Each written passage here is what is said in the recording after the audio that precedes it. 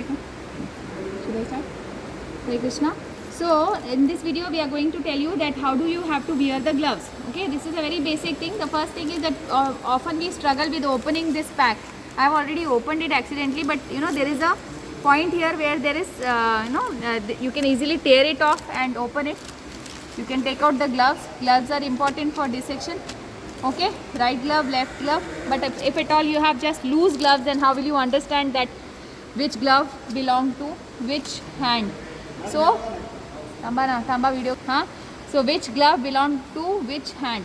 Okay, so you have to orient yourself. This is the thumb on either side. Okay, and अगर ये sticky है तो आप इसमें ऐसे हवा भर सकते हैं और इसको ऐसे कर सकते हैं ओपन. कई बार आप डिसेक्शन करने के बाद जब आते हैं तो भी ये स्टिकी हो जाता है, जिसके बाद you can wear the glove like this. Okay, आप आगे सर्जरी में जाएंगे ना तो फिर नो टच टेक्निक से ग्लव्स कैसे पहनना वो डिटेल्स आपको वो बाद में सर्जरी में बताए जाएंगे. फिलहाल डिसेक्शन के लिए हम लोग इस तरह से यूज़ कर सकते हैं. सो पॉज, किस तरफ से आऊँ मैं, उस तरफ से आऊँ. चलो स्टार्ट करें.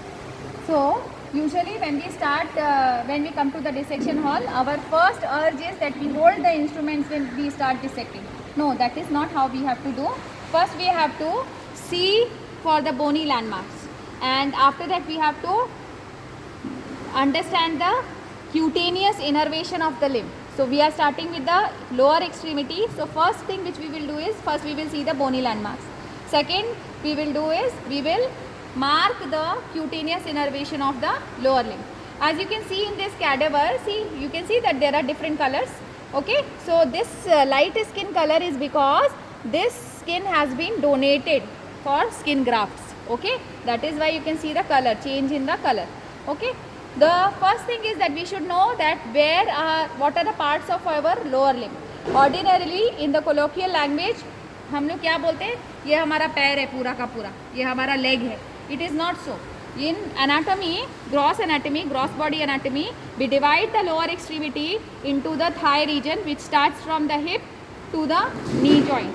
After that, from knee to the ankle, this is the leg region. It is not that the whole thing is leg. No, the leg extends from knee to the ankle, and then the foot extends from the ankle till the tips of the toes. Okay, so this is the division. The back of the leg is called calf muscles. Okay, calf region. Okay, and the back of the thigh is called ham. Yeah, so ham, this is called ham, HAM, ham. Okay, and what else? Yes, now we have to look for the bony landmarks. Why bony landmarks are important? Because bony landmarks will help us to understand that from where to where we have to take the incision. And also clinically, bony landmarks help us to understand that where we have to take the surgical incision. Plus, during the examination of the patient, the bony landmarks are very helpful. Okay, so the first bony landmark which we have to palpate here is the iliac crest. So now the back of the we can say that this is the gluteal region, right? The gluteus muscle, buttocks जो होते हैं ना, that is the gluteal region is divided into two parts. The upper lateral part is called as the hip region. The lower part is called as the buttock region. So when we put our hand on the hip region like this, कमर पे हाथ आप लोग रखते हैं ना, तो कमर पे जो हाथ रखते हैं और जो बोन लगती है, that is the iliac crest. What is it? Iliac crest. So iliac crest जो होती है ना, that is where we keep our hand on the waist. Okay, and as we palpate the iliac crest, in the cadaver, we reach a point where there is no further bone. Okay, the bone will end here. So this point is called as anterior superior iliac spine. So directly you cannot put your finger like this. You will have to, in a patient, you will have to move your hand or the tip of the fingers over the iliac crest, and then when you reach a point where there is no further bone, that point, that elevation is called as anterior superior iliac spine. Very good. Okay, now as we palpate anterior superior iliac spine, then extending from anterior superior iliac spine obliquely going medially downwards towards the pubic region, towards the perineal region rather, we see that external genitalia is there, perineal region. When we reach here, we palpate, there is a bony elevation, rounded elevation. Bony rounded elevation is called tubercle. Okay, and here we have a pubis bone. So this is called pubic tubercle. So extending from anterior superior iliac spine, I will show it with the forceps. Anterior superior iliac spine, obliquely downwards and medially, we reach a point where we palpate another tubular elevation, which is called pubic tubercle. So between this anterior superior iliac spine and pubic tubercle is inguinal ligament. Extending is an inguinal ligament. Okay, and from here, from the pubic tubercle, we can palpate that there is a pubic crest. There is a horizontal linear elevation of the bone, that is called crest. Crest is what? Linear elevation, that is crest. So this is pubic crest, and this is the pubic crest of the right side, and that is the pubic crest of the left side. In the midpoint, that is the pubic symphysis. Okay, so these are the 3 points which we must remember, we must palpate before we straight away start the dissection. That is not good. We have to first palpate. So now next two terminologies are midpoint of the inguinal ligament. Midpoint of the inguinal ligament is inguinal ligament extending from ASIS, that is anterior superior iliac spine, to the pubic tubercle. So midpoint of the inguinal ligament is midpoint of the inguinal ligament, that is ASIS or pubic tubercle के बीच का point. Then another is mid inguinal point. Mid inguinal point is point between ASIS and pubic symphysis. Okay, ASIS and pubic symphysis. So this will be more medial. So mid inguinal point will be more medial to midpoint of inguinal ligament. Understood?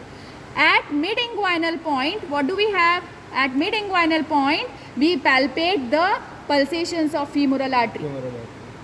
Okay, and also in a patient, if we have to examine the hip joint, we can keep our hand here, we can hold the leg, hold the knee joint from behind, and ask the patient to move the thigh medially and laterally, and at this mid inguinal point we can palpate the femur rotating within the hip joint or hip bone at the hip joint. So that is, these are the two things which we can palpate here at the mid inguinal point. And at the midpoint of the inguinal ligament, underneath the midpoint of the inguinal ligament lies the femoral nerve. Okay, so femoral pulsations are an important assessment for the peripheral pulsations, and the point we should be able to locate properly with the help of the bony landmarks. The next thing which we have to remember is that you can see on the side of the thigh there is a depression. You see that there is a depression. In this depression lies the greater trochanter of femur. You might not be aware of these terminologies now, but when you will have your LCD on femur, when you will learn femur bone, you will understand that where is the greater trochanter of femur, which you can palpate in a live patient in this depression laterally on the thigh. Then we have to understand that here this is the knee joint, and just by the side of the knee joint we can palpate the epicondyles of the femoral bone on either side. This is the medial epicondyle of the femur, and here is the lateral epicondyle of the femur. Whenever we are telling epicondyles, we have to show it with the help of the pointer fingers. Okay, then on the knee we can palpate the patella, and we can move the patella horizontally. Yes, this is the patella. We can also identify the elevation of the patellar ligament arising from the apex of the patella. Lower down in the leg region, which extends from knee joint to ankle joint, on the medial aspect, medial aspect is towards the midline of the body. On the medial aspect, as you move your hand over this area, you realize that this area is totally subcutaneous. Okay, that is the bone is subcutaneous, just under the skin. There are no muscles in the medial side. Okay, except in the upper part there are no muscles. This is subcutaneous. At the ankle you can palpate on either side these two, जिसे बोलते हैं ना एड़ी के ऊपर का जो भाग है यहाँ पर, ये मेलियोलाई कहलाते हैं. This is the medial malleolus which is formed by the tibia bone, and on the lateral side there is lateral malleolus which is formed by the fibula bone. Okay, so this is about this. What else? Yes, on the posterior side of the ankle, just above the ankle, you can also palpate the Achilles tendon you can palpate. So these are the major bony points which you should be able to palpate before you start dissecting the lower limb. Also you should be able to mark out the subcutaneous innervation, जिससे हमें क्या रहता है, for example अगर हमें lateral side में कांटा लगा है ना पैर में, तो वो जो सेंस है वो कौन सी नर्व कैरी करेगी, कौन सी क्यूटेनियस नर्व कैरी करेगी, बताओ? Sural nerve. ठीक है, यहाँ पे तो ये सारी जानकारी, all this information helps us in a very practical way to understand that how our body is working. Thank you so much.